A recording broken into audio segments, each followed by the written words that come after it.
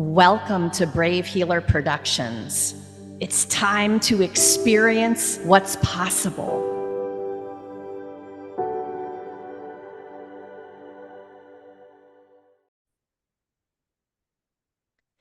So, what if there's something you haven't learned yet that could change everything? Welcome. I'm Laura DeFranco, the CEO of Brave Healer Productions Publishing, where we are helping the world experience what's possible. And here today to help me with that mission is the lead author of one of our newest books. Welcome, Natalie Petersen. How are you doing today?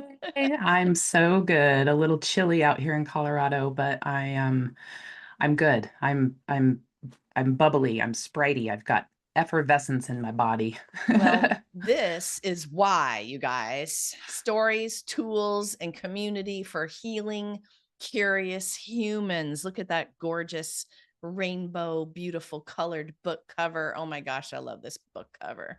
I do too. I thought I'd give everyone a little sneak peek. This is a very, very, very cool book, and I have a huge thank you to you just for your mission for this, but also just for who you are in gathering these amazing people that helped you author this book. The mission really through curiosity, which is, I think, I'm going to ask you about it later, but I think that's an awareness superpower. But you guys, let me just tell you a little bit about Natalie first. Natalie Petersen is a mental and spiritual health mentor for misfits, a best-selling author, and the host of the podcast Think Out Loud with Me. She serves her own heart and the heart of humanity by living in peace, transforming pain into purpose, and creating space for authentic healing and connection. Mm. So, you know, you are probably one of my favorite curious humans because of the way you get the stuff in your head outside of your head and you're just like straightforward like that. And I know there's some of your why wrapped up even in the title of this book. Can you start there? Like, give me a little bit of your why. Hmm. My why. I think it really boils down to my own mental health as a misfit in this big, giant, beautiful world. And um, really, I think about, back to some of my hardest moments in my life, what actually saved my life. And that was the ability, the desire, the inkling of just a little bit of a glimmer of curiosity that bubbled up to ask myself, is this where we and we being a really intentional word, um, is this where we want to be? And the answer not necessarily being a hard, fast no, because the shadows and the floor, the basement floor isn't necessarily a bad thing. It means that you're still alive, right? But it's the ability to ask questions not only of yourself but of those around you um, that that lead you a step forward, that gets you excited about the answer, or at least interested in the answer, that there might be something more, that there is and could be. Um, it's that glimmer. Curiosity is a glimmer, and it's the little bit of light that can lead, that has led me out multiple times of hard spots, uncomfortable spots, um, and unfortunate spots, right, that may not have been of my own doing. So my why is being a glimmer of curiosity to spark a light in someone else, to hold up that barely working lighter that you find on the ground that you're just trying to get a spark out of to start a fire, and to believe that you finally can. Okay, so I think about this like this. There's this theme that's been talked about a lot lately, or at least I've been reading about it and seeing it a lot lately, and that's one's capacity, Mm, as in a human's capacity to cope or navigate their life, just plain and simple. So like, and you're talking about it a little bit too, that darkness, the basement floor, like the places that we find ourselves. So what do we do if we find ourselves in that place of bumping up against our own capacity to cope? What is your literal tool? Like what's the practice? You find yourself, you've got the awareness. That's number one. Hallelujah for awareness. And then what do you actually do? Mm. The what I have learned to do, uh, and this is a recent effort that I have really been leaning into, um, is to actually reach out.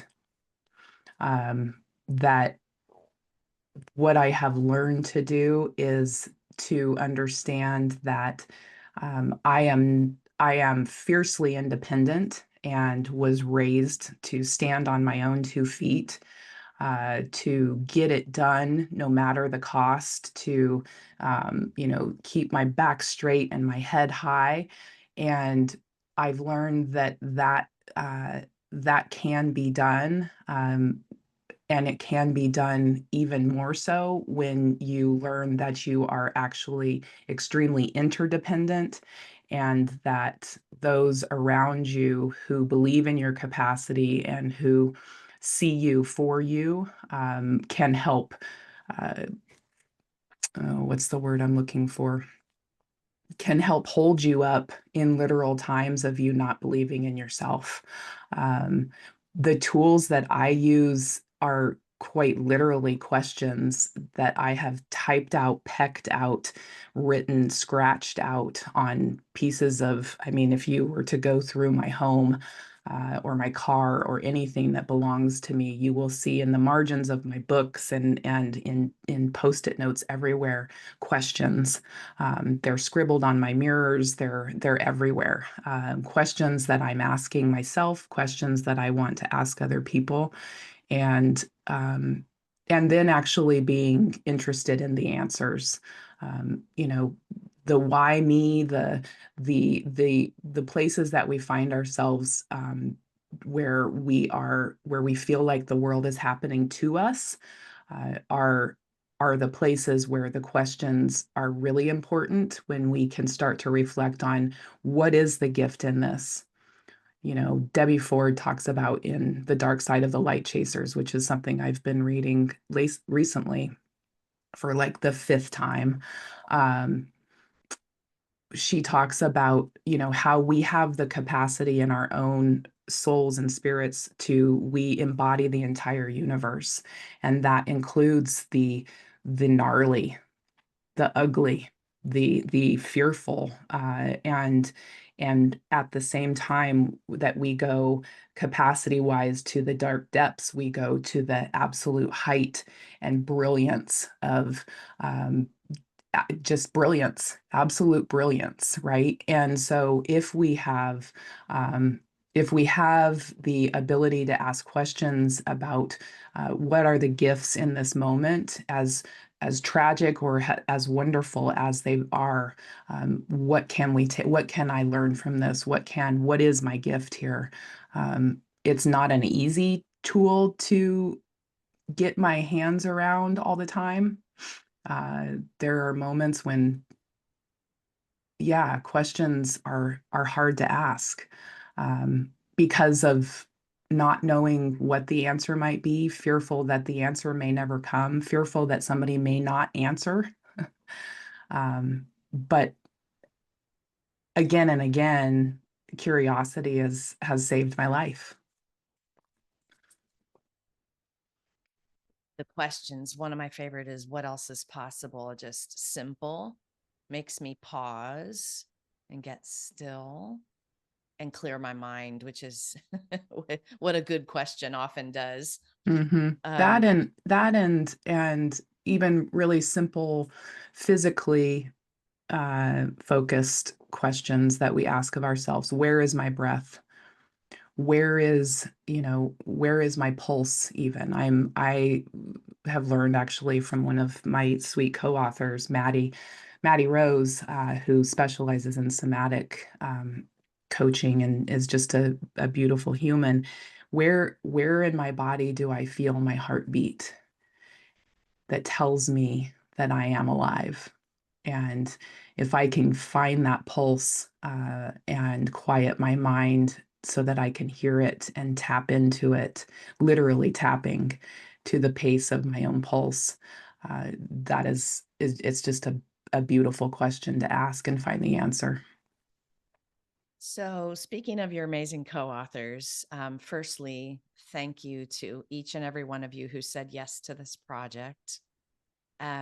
You're amazing. You took on the challenge, as did Natalie, to put your vulnerable story into this book.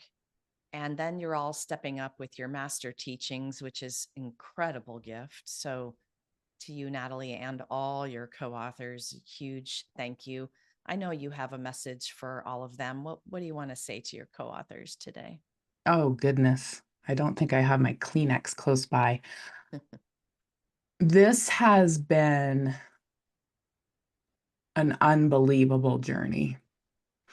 And there has been, as a collective and individually, just some absolutely amazing moments where I have just pinched myself that I have the opportunity to be in community with such incredible humans. From the get-go, there were several authors that came on board quickly and who pressed on me to open the container. We talk about in previous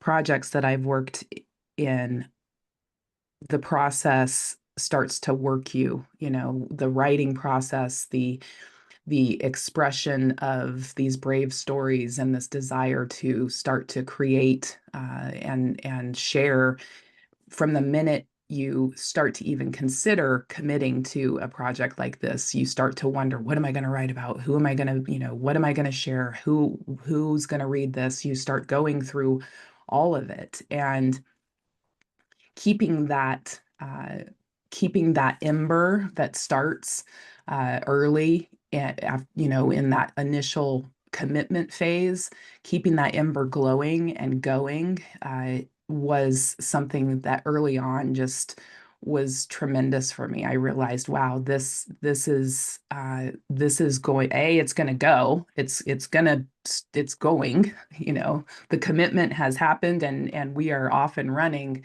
as people were coming on board. But that those early moments of realizing the container that was being created with these humans was just really incredibly rewarding. And then as humans started coming into the group and I would sit back. I did some early workshops just to build community, to introduce, to start to share our love and our life and our perspectives. We were coming from Canada to, Florida to California and Washington, just traipsing across North America. I was watching on the screen people connecting and sharing and having breakthrough just in community, having transformation just by being in the same space with other brave authors who were thinking about their own stories and thinking about what is it now time to share? What is it now time to bring to light? I have several authors who really committed themselves to this being a legacy project where I think all of us have created a legacy. All of us have, I don't think, I know, but where these are stories that perhaps, this is my chance. This is my chance. I may never for some, writing, in a beautiful project like this opens up a door where writing just starts pouring, and chapters start pouring, right? For others, it's a chance to, this is my moment. This is the time I'm going to leave these beautiful, clean, brave words on a page for a seeker to find. And to witness people was it was at times completely overwhelming. I'll admit there were times when I didn't think I deserved to be at the helm of such an enormous undertaking, that here were these stories and these hearts that were being handed to me in collaboration saying, can you help me? Can you help me? Can you partner with me on this story and walk with me through this? And um, as a human, it was an honor. It was a tremendous honor. I see now relationships that have formed outside of the collective and that will last forever. And we are all intertwined. Our words are intertwined. I I imagine the book, just blending together with one beautiful, unique, brilliant story of all of us and that it's now time to release that to the world is pretty crazy. Oh my gosh, thank you so much for I might have to rewind that part of our interview and let that sink in for me as well. So um you're being really amazing and how you're talking about also part of my bigger mission with these projects and how you took that on with the community. I wrote it down, the breakthrough of being in the community with our projects alone, and now the bigger community is I feel 10x inside of those feelings all the time that you're verbalizing. So thank you for doing that so beautifully. Mm. Um, and listen, you have a lot going on aside from the book too. Like you just came off of a beautiful event weekend. You've got, things you're up to. Like, how do people get with you, work with you? Tell me about all the things. Well, the event that you mentioned, the Healing Curious Humans Extravaganza was baked up early on in with one of my early co-authors, Leah Johnson, and I. Uh, there was a moment of really young girl giddiness where we're talking about, just the phenomenon of getting people together in the state of curiosity and what it would mean, at the time. If you think about early on this year, we were coming off of a pretty tremendous 2024 and rolling into 2025 with questions about our world, questions about our country, um, and a lot of folks feeling uncomfortable. And my deciding together with these co-authors that we are going to create the world that we want to live in, and that with purpose and intention, that there is nothing that we can't co-create when we are together in community. And so the event became a way to launch this beautiful concept of curiosity as a superpower, to tell people this, that joy is fantastic, joy is available, joy is rebellion, joy and connection and community and collective, and all of this that happens together is our way of saying we live in this beautiful world. This is ours too. And so the event itself, uh, not this past weekend, but the weekend before, it was a gift of humans that came together and celebrated. We learned. We took many of the tools that were inside. My co-authors taught workshops and brought their tools to actual people.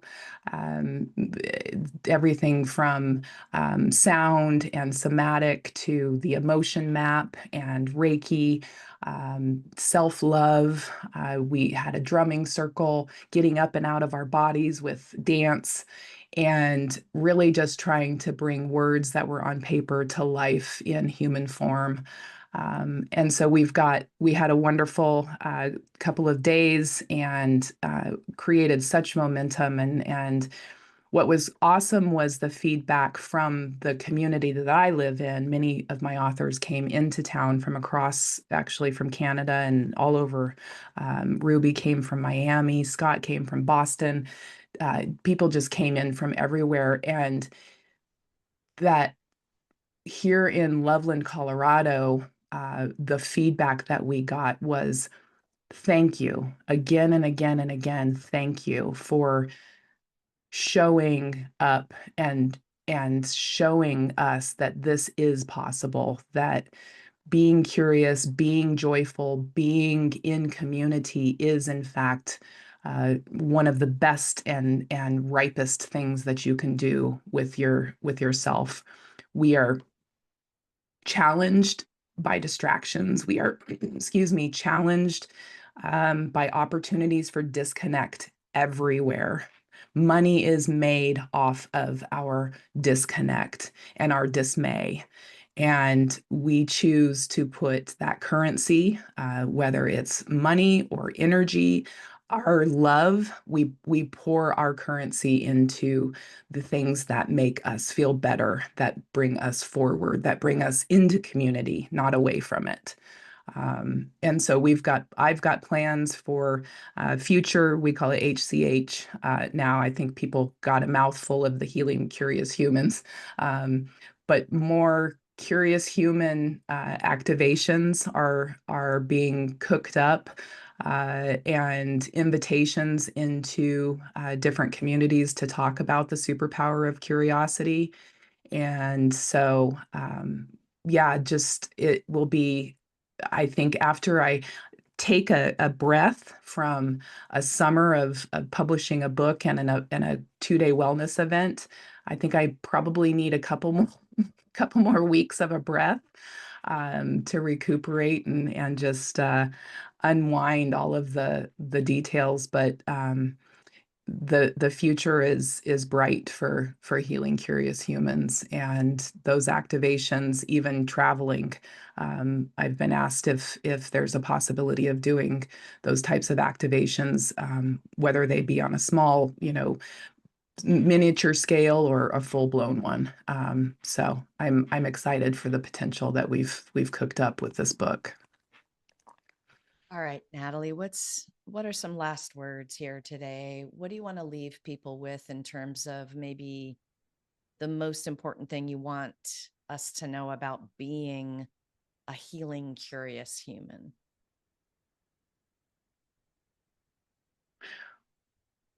I think I would leave it back to what I was speaking of around being um,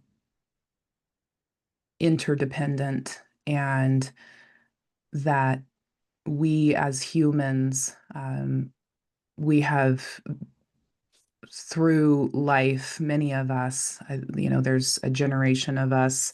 I'm tremendously encouraged by younger generations coming up, realizing how connected they are and the types of support and tools that we're surrounding our young humans with, to stay in community, to stay connected.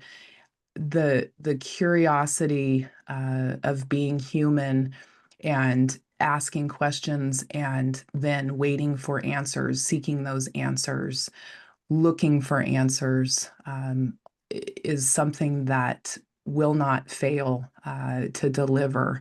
And it's not just taking the first answer, it's using what I talk about in the introduction and I think even on the back cover. It's, curiosity as a young person comes with a form of right, wrong, good. As we're learning and we're asking questions as young people, we're learning good, bad, right, wrong, up, down, left, right. Um, and that's a form of judgment, right? To make a decision. The stove is hot. Do we touch it? No. Uh, when you grow older and you begin to ask questions, there is judgment that helps us make decisions, but then there's also discernment. And discernment isn't necessarily about right, wrong. It's about your inner compass. And it's about discernment helps you take what you are learning and take it into your body and take it into your spirit and decide how it works for you and what the gift is. For instance, what we were talking about earlier, what is the gift of the basement floor? What is the gift of being able to see my hands in front of my face, and maybe that's all I can see, but what is the gift in that? And as you said, something what if something else is possible here? Um, that's a As humans, our capacity, our ability to ask that question and wait for the answer, that's a superpower. Mm. Natalie Petersen, thank you so much for what you do in the world and for being here today to share with us. You guys, this is way more than a book, actually. This is a generous community. And you might have heard Natalie talk about something today, and you're like, you're curious, right? I hope. You want to reach out, you've got a question, you want to carry on the conversation, you need some support. Just drop down into the show notes. I've got her hooked up with her links. Go explore what she's up to. You can watch our entire author series. Please go look for more interviews.